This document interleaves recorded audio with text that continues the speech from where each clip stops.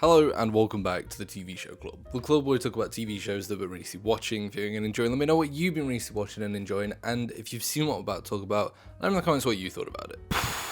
Where do I even start when talking about Andor Season 2? It's not very often in the age of quantity over quality that we get TV shows like this, that just genuinely, I watched it 2 days ago now, and it's still stuck in my brain. I'm still thinking about the whole thing. Andor might have ruined the rest of Star Wars for me, because how can I now go back to watching another season of Mando where we have Lizzo and Jack Black cameos? How can I go to a show like Acolyte that just looks so bland and so just so basic? The shots and the dialogue are just so uninteresting. How can I go back to a series even like Kenobi where I'm just on desert planets? And how can I go back to a show like Book of Boba Fett that is just so poorly written? Andor has made me realise how much of a Star Wars fan I am. For a few years, I wondered if maybe my love for Star Wars was just dwindling. Maybe I'd just grown out of it because I was just not enjoying these shows anymore. But it was not a Star Wars issue in itself. It was the shows and the really piss poor quality that we were getting out of Disney. But Andor is nothing like that. Every aspect of this show is outstanding. The acting and the writing and the dialogue and the score and the sets and the cinematography, just every aspect of this show is phenomenal. I cannot tell you how much I love every single character and every arc that every character gets, and how it's all beautifully rounded off in 2 seasons. The fact that within 2 seasons I care so deeply about these characters that I remember back after Rogue One came out and they announced that they were doing an Andor TV show, I thought, why are we getting this? I was so pea-brained and thinking, all I want is an Ahsoka show or a Darth Maul show or whatever it might be. Why do I care about this random rebel from Rogue One? And don't get me wrong, I fucking love Rogue One. Like, Rogue One is up there. It has always been in my top 3 ever since I watched it. Top 3 Star Wars films. It honestly, now paired, if you pair it with Andor, as people are like starting to say, like, this is the real prequel trilogy. Don't get me wrong, I absolutely adore the prequel trilogy. Revenge of the Sith has always been my favourite Star Wars film. But for a different level of just brilliance, Andor Season 1, Season 2, and Rogue One might be my favourite piece of Star Wars content maybe ever. It's hard to compare because it is such a different vibe. Like, Empire Strikes Back and Revenge of the Sith are very much just like the lovable space adventure that you can just watch and enjoy, whereas, well, Revenge of the Sith maybe not enjoy it towards the end, but but Andor is just perfection. It's I just can't actually fathom how good it is. Not very often am I gripped to an episode of television like episode 8. Episode 8 of season 2, the Gorman massacre, was just insane. Like, the tension that you feel at the beginning of that episode and what follows and the brutality of it, like, they did not hold back one bit. It was phenomenally done. The set of it, the look of it, just Cyril's character.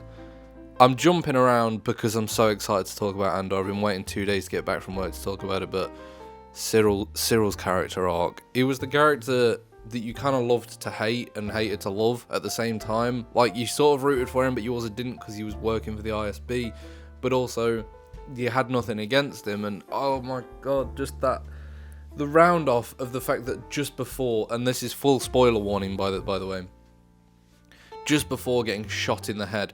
Previous to that as well, that fist fight with Cassian was like one of the best sort of just like scraps I've seen in a while. It felt so realistic and so gritty, and like just the actors, both actors, fair play to that scene, because they did not hold back. They just went full force for that, and it was incredible to see. But his character arc, you know, giving his life and giving his everything to try and satisfy the ISB and build his profile up, just to be asked, "Who are you?" before being shot in the head. It just shows how the Empire just saw these people as pawns to use. And we basically saw the exact same thing with Dedra. Like, gives her life to finding these rebels. I mean, inevitably she is the demise of the Death Star plans, to be honest. It is sort of her fault in a sense, but also the fact that we got to see the breakdown after Cyril's death was immense, because she did like actually love and care for him, and you could see that. Like, even that scene between those two prior to the Gorman massacre, where he literally is like strangling her, like, "What have you done?" and the fear on her face. The actors are so good, the dialogue is so incredible, the character arcs of just these characters alone are so good. It's so well written. Oh my god. If we had this level of writing across Star Wars about characters, it would be it'd be so good. It'd be so good. At first as well, I was a little bit like, why are they releasing 3 episodes at a time? I just want like 1 episode a week. Let's draw it out a bit. But it worked so well. Like, every single week I was essentially watching a mini film arc, and it cornered itself off, so like each week just felt so nicely rounded off, and it was almost as if that could have been like an episode, but they wanted to draw it out. They didn't want it to just be 4 episodes long, so they drew the episodes out and fleshed them out, and I'm so glad that they did, because it just allows for space to let things breathe. Like the Gorman massacre, having an episode dedicated to that, you know, that could have been like a 2-minute, 5-minute flashback, or 5-minute just little scene of it happening, but they delved deep into it happening. They let like the tension rising as all of these Gormans converge into the street, and this like slow realization that builds up only to see what follows. Just things like that. Also, Mon Mothma's speech after that, episode 9, and that whole episode of like getting her out and the tension of that, but the speech that she gives, actually just dropping the word genocide is huge. And also name dropping the Emperor in the same sentence. Oh my god. And her arc in this season as well, like, everything's sort of falling apart, but also kind of coming together at the same time, in the sense that she can finally be herself. She can finally drop the veil. She can just go sit on Yavin and be. And Luthen. What a character Luthen is. From the get-go, from his speech in the last season, he is an absolute legend of the rebellion, and it's sort of how even Cassian, when he returns to Yavin, and they're all just like, "Oh, Luthen, he's spent too long on his own. He's clearly not right or not with it." But the fact that even like Cassian is like, "You do not realize what this man has done for you." Like, he is essentially he is a founder of the rebellion, and you don't even like respect his name for that fact. But his sort of that final episode with him, where we got the backstory and giving his life, like genuinely giving his life for the rebellion. I knew it was coming, because, you know, when he pulled out that knife and Dedra was in his shop, I knew it was coming, but I loved it. I loved him as a character, just the constant switch up, and the just like meticulous planning and smarts of him was just so well shown, and really just added to the story. What a character. The Cassian and Biggs round off with that final scene genuinely brought me to tears. Like, that shot of Bix with the child, like, honestly, I started to tear up because all I could think about was how that shot perfectly mirrors Cassian's ending, like, in Rogue One, as he watches the explosion in the distance. And then Bix, and that line as well of, like, when he's talking to, I can't remember her name now, Mon Mothma's, is it cousin? I think. When she says, like, you should reconnect with Bix and don't wait too long. And he's like, I won't.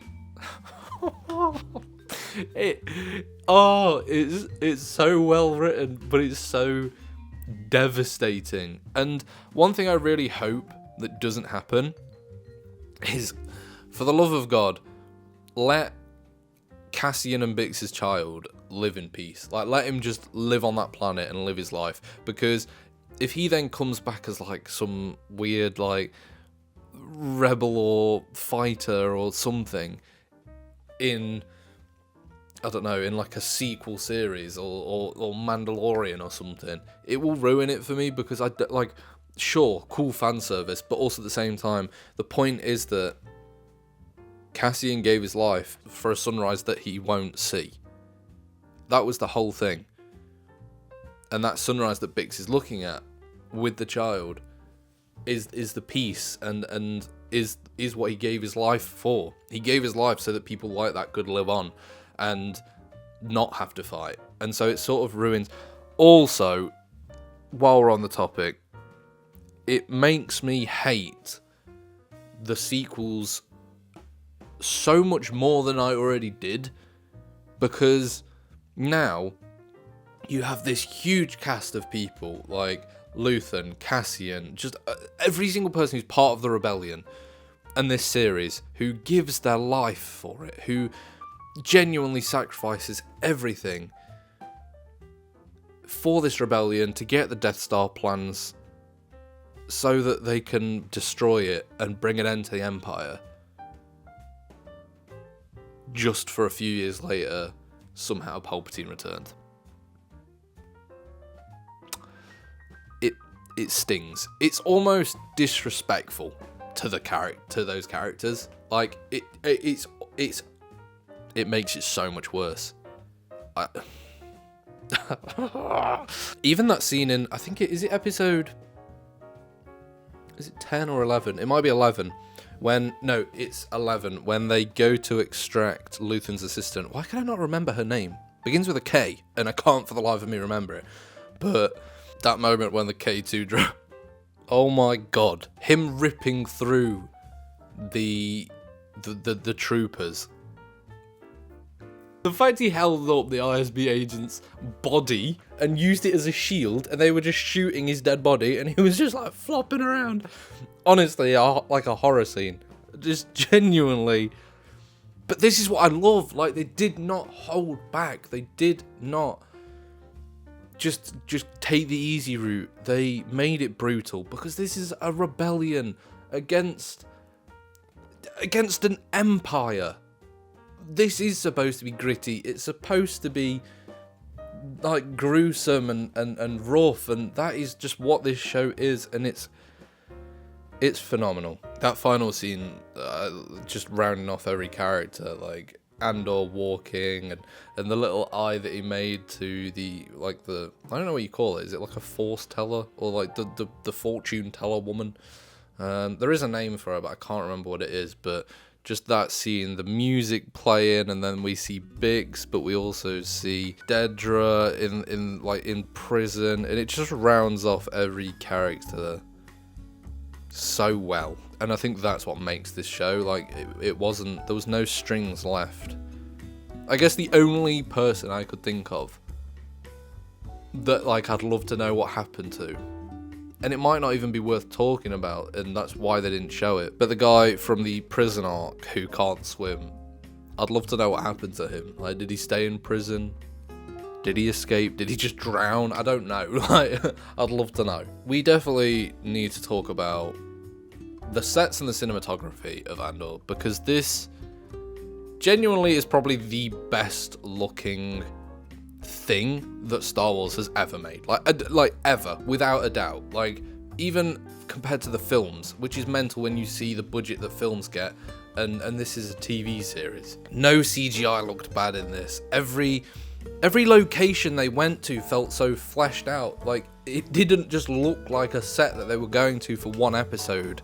I'm talking to you, Mando. The brilliance of not using the stupid LED screen where we see them, like, they use that on everything, and it's so painstakingly obvious because it just feels like two characters who can't really walk around very much because they're on this really tight little screen, and you just don't get that sort of free-flowing movement from anyone and the real interactions. But this is the best I've seen Coruscant, like, and we see a lot of it in the prequels, but just like the fact that this show showed how much of Coruscant, like, we can explore and see, and we got a show in the High fucking Republic era, and we saw none of Coruscant. Like, we didn't get a feel for it, we didn't just anything, and yet this shows it brilliantly. But even like Gorman felt like it just felt like its own planet, like it had its own culture, it had its own language, like it had so much of its own that it felt like a real place, that it felt like a different place that they were going to. It didn't just feel like some other desert planet. Like, the fact that I can even name Gorman or Ferrix or Yavin or Coruscant, I couldn't tell you many of the places that Mando's been to. Like, apart from Mandalore, but honestly, they go to all these different planets, and I don't care because it just doesn't feel real. It just feels like we're here for a mission, and that's it. There's no overarching storyline until we get to the second to last episode where we introduce a baddie. Andor instead had this, it knew where it needed to end, and it just built out these characters that, like that final episode of everything just sort of fitting together like a jigsaw puzzle. But just even the cinematography, like it stays with me from episode. I don't know what episode it is, but season 1, when they do the heist and there's the shooting stars overhead. That is stunning. But even this season, it just looks so good. Every place feels like you can touch it, like it feels real.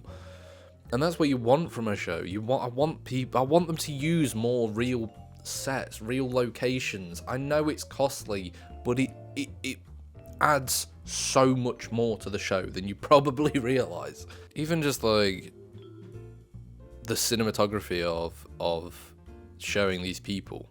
Like, one complaint I had for Acolyte was it just felt like every single conversation was an over-the-shoulder, like, two-person shot, and that was it. But this showed wides, it showed their, like, true feelings and reactions, and that's how you connect to characters, is through the cinematography. Like, don't get me wrong, the acting obviously plays a bigger part, but the cinematography and allowing the actors to have the space to show the emotions, that's how you connect to characters. And without that, which all the other shows don't really have, you don't get it. And that's why I love Andor, because I do feel like I know all these characters. Like, I've had so much time with them, even if I've not had much time with them. But there's so much more that I could talk about with Andor. But it will just get to a point where it annoys me. It annoys me how good it is, because this is by far the best thing that they have done since Disney took over. And I pray to the heavens above that it gets the recognition at Disney. I hope that this gets more viewers and more people watching than all the other shows, because then it will be a wake-up call to them of like, right, this is what we need to do. Imagine an Andor-style show based around, I don't know. I'd love to see more content from between the originals. Like, show me what happens between A New Hope and Empire Strikes Back, or the big jump between Empire Strikes Back and Return of the Jedi. I would love some content around that, and imagine it being in the style of an Andor, in the style of Andor, or brilliant. It would be phenomenal. Tony Gilroy, I think, is the guy of like the creator of the show. We need him on more projects. We need him to stay in Star Wars. I don't know if he will. I don't know if Disney will want him to. I think he's pretty much said that that's his last sort of thing. But please, I love Dave Filoni and Jon Favreau, but at the same time, they just use fan service as an easy way out, and they don't actually craft genuinely brilliant shows like this. I honestly can't remember the last time a show has stuck with me like this and hit me this deep. Like, I really can't. Like, I'm trying to rattle my brain. I love Severance. I love Invincible. The Last of Us is decent. But when was the last time a show made me feel like this? I really don't know. So, if you haven't watched Andor, I implore you to. I understand there's no character to draw you in. There's no fan service. There's no lightsabers. There's no force. But it's a phenomenally written TV show, and you could watch this without being a fan of Star Wars. That's how you know it's good. It's not trying to sell toys. It's not trying to shoehorn in a lightsaber or shoehorn in a... Well, I was going to say it's not trying to shoehorn in a political message, but the whole thing is essentially a political message because you can relate it to the real world stuff. But what I mean is there's no let's chuck in... And this is not by no means me saying it's a bad thing, but let's try and chuck in a strong woman just for the fact of let's have a strong woman, and they're really poorly written. Talk about a strong woman, talk about Mon Mothma, talk about Biggs, all these characters. That is Luthen's assistant. I'm gonna have to look up her name. It's annoying me that I can't remember her name. Claire. The fact that like when she goes to kill Luthen, they think it's a team of 3 rebels, and she just blitzes through them. That's how you write a strong female character. Not just, oh, I'm a woman, so I get powers, and I win.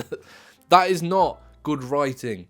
Good writing is when you actually like flesh out the character and don't just shoehorn them in for the sake of shoehorning them in. Andor is phenomenal because it doesn't try to do anything like that. And I just hope that Disney learns its lesson from this. I would honestly take one piece of Star Wars content every 2 years rather than 2 shows every year. That is just not that good. I really would. But anyway, let me know. What did you think of Andor Season 2 and Season 1 and the whole series as a whole, and paired with Rogue One, which is essentially a last episode as well. Like, I honestly think Disney Plus should have, at the end of Andor, been like, it almost had like a next episode button, but it goes straight to Rogue One, because I think you need to watch Rogue One after it because it makes it so much more impactful. It is essentially a season finale for Andor. So if you watched Andor and you didn't watch Rogue One, go watch it. If you've not watched any of it, go do yourself a favour and watch it. But anyway, I will see you next time on the TV Show Club.